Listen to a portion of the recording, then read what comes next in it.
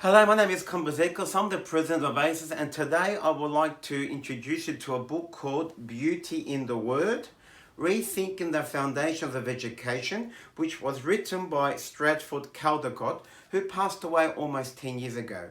So I'm going to read you a few excerpts from the introduction of the book, and then I'll say some concluding remarks.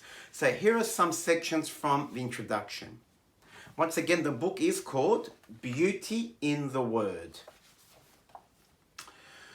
Introduction. We live at a time when many parents are trying to take back control of schools and schooling from politicians and bureaucrats who have lost their trust. In Britain, some politicians are willing or to give it back to them. New opportunities for school reform and the creation of academy schools and free schools comparable to American charter schools make it possible again to think radically about education. In order to do that, we must make an effort to understand the elements and assumptions that make a good education possible. In the United States, the public school system has long been a cultural disaster. One may add also in Australia. Hope lies largely with the homeschooling movement and with attempts to revive classical education, both at home and in a growing number of schools and small liberal arts colleges. But there is a need to look more closely at the philosophy that underlies these movements. Ideas have consequences. They shape our society, our economy, our very lives. The gravest threat our civilization faces is in fact not ecological, but philosophical. It is a widespread belief that there is no objective truth and no true way of considering the world and its history, only a plurality of subjective points of view, each point of view being of equal value and deserving equal respect. Of course, there are also limits to the views that can be given respect, and these limits are supposed to exclude any perspective that might give rise to violent behavior, such as Nazism or Islamism. Ironically, since our society has given up the notion of objective truth, these undesirable opinions cannot be engaged rationally. Instead, they must simply be suppressed with more or less subtle violence.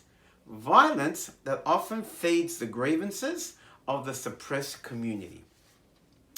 This book asserts that we need truth. We need a philosophy that can guide us as we found new schools or enrich and improve existing schools or attempt to design a curriculum for teaching our children at home. Our curricula have become fragmented and incoherent because we have lost any sense of how all knowledge fits together. That is so true, dear listeners. Students graduate with some knowledge of, say, the Tudors or the Second World War, romantic poetry or astrophysics, without any awareness of other historical periods or the classical origins of our civilization. It is as though we were attempting to construct the top floor of a building without bothering with the lower floors or foundations. And most importantly of all, if education is to be effective, it needs to be based on knowledge about the nature and purpose of human life, a true or at least adequate anthropology. This knowledge is what the modern relativist thinks impossible, but religious believers hold that the truth has been revealed, even if our grasp of it remains limited and unreliable. I write from within the Catholic tradition, according to which Jesus Christ reveals us to ourselves, to borrow an expression from Vatican II, and shows us that love is the true meaning of the world. In love, we see the beauty that moves the sun and stars, the beauty that draws together all the sciences and arts of man into a whole vision of reality. This is the beauty of wisdom, more moving than any motion, the brightness of the everlasting light. It is the love of wisdom that inspires a Catholic philosophy of education. And just one more paragraph from the introduction to this fantastic book, which I highly recommend. The central idea of the present book is very simple. It is that education is not primarily about the acquisition of information. It is not even about the acquisition of skills in the conventional sense to equip us for particular roles in society. It is about how we become more human. I repeat, it is about how we become more human and therefore more free in the truest sense of that word. This is a broader and deeper question, but no less practical.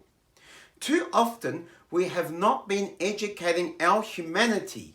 We have been educating ourselves for doing rather than for being. I'll just repeat that sentence. We have been educating ourselves for doing rather than for being. We live in an excessively activist civilization in which contemplation and interiority are often despised and suppressed in favor of mere action and reaction. The task before us is not only to renew the foundations of education, but to rediscover our own relationship to being, the secret of childhood, and our place in the cosmos that is beautiful in the Word. Thanks once again for listening. I'd just like to go over some of the chapters that you will find in this book, which is very, very informative. So example, one chapter is called Child, Person, Teacher at the Heart of a Catholic School. Remembering, Grammar, Mythos, Imagining the Real. Chapter 3, Dialectic, Thinking, Logos, Knowing the Real. Chapter 4, Speaking. Chapter 5, Wisdom, Beyond the Liberal Arts. And the last chapter, Learning and Love, Parents as Educators.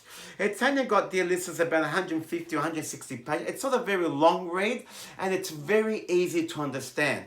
So, my fellow Australians who want to know more about classical education, my advice to you is to purchase this book. Once again, the book is called Beauty in the Word, Rethinking the Foundation of Education, and especially to Catholic educators.